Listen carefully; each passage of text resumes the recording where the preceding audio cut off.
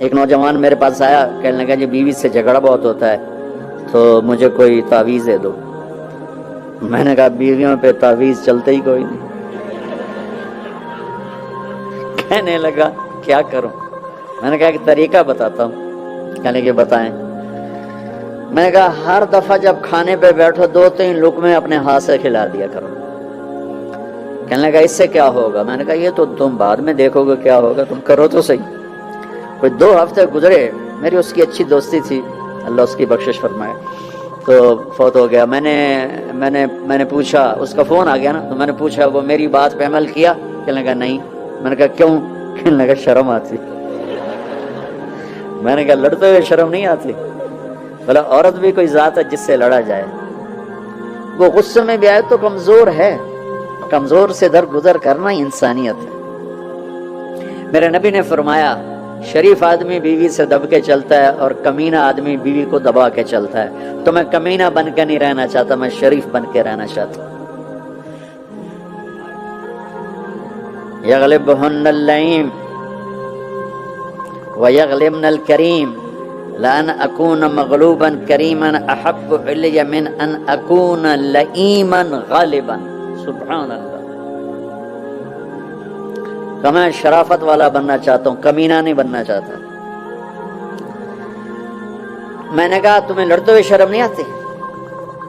Gama پہلوان پنجاب والوں نے سنا ہوگا، بہت بڑا رستم تھا، وہ پارٹیشن کے بعد پاکستان آ گیا لاہور، تو سبزی لے رہا تھا تو بھاؤ تاؤ پہ کوئی ہو گیا جھگڑا، تو وہ دکاندار کے پاس گلاس، اس نے گلاس اٹھا کے مارا گامے کو، اس کے یہاں لگا، خون نکل آیا۔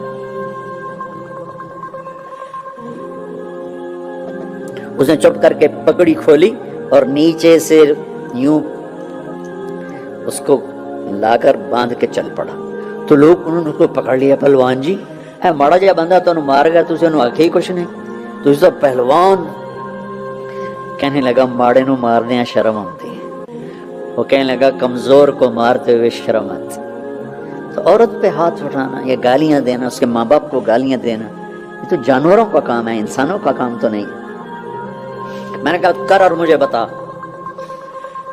کوئی 2 گھنٹے بعد اس کا فون آیا کہ مولانا صاحب کمال ہو گیا۔ میں کیا ہوا؟ کہ میں نے اس کے منہ میں لقمہ ڈالا، تو منہ تھے کھلے رہ گئے، منہ کھلے رہ گیا۔ مجھ سے کہنے لگی تو خود تو کر نہیں سکتا، کس نے تمہیں یہ سکھایا ہے؟ کس نے سکھایا؟ اس نے کہا مجھے مولوی طارق جمیل نے سکھایا۔ انہوں نے ایسے چولی اٹھا لی، اللہ مولوی طارق جمیل اور اس کے بچوں کا بھلا کرے جس نے تمہیں انسان بنایا۔ اپنے گھروں کو آباد کرنا ہے تو اخلاق اچھے کرو، بول میٹھا کرو، بچے ساتھ ہیں ان کو محبت سے لے کے چلو۔ آپ ایسے دیس میں ہو جہاں ہمارا دینی ماحول نہیں ہے، آپ کو بنانا پڑے گا، اور دینی ماحول بنانا ماشاءاللہ بہت مسجدیں دیکھیں، مدرسے دیکھے، بہت خوشی ہوئی، لیکن ماحول بنانے کے لیے کچھ اور بھی ہے، محبت دو۔